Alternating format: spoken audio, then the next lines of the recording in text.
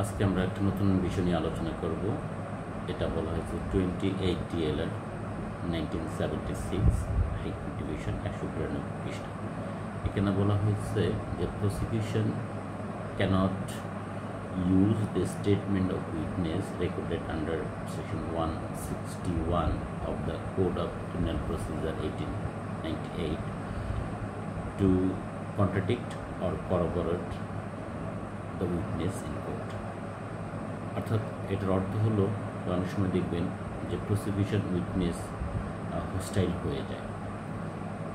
হয়ে যায় তখন আদালতকে অনুরোধ জানানো হয় ওই উইটনেসকে প্রসিকিউশনের প্রতি হোস্টাইল ডিক্লেয়ার করার জন্য।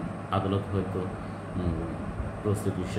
পাবলিক প্রসিকিউটরের সাবমিশনের প্রেক্ষিতে সাক্ষীকে হোস্টাইল ডিক্লেয়ার করলো।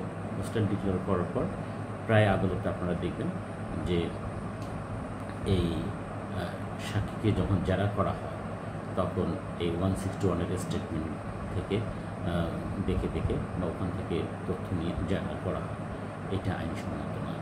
এটাই 28 DLR হাইকোর্ট ডিভিশনের 192 পৃষ্ঠায় বলা হয়েছে যে সাক্ষী যদি হোস্টাইল হয়ে যায় তাহলে prosecution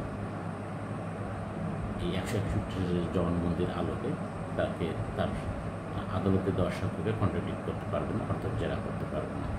thank you for watching this.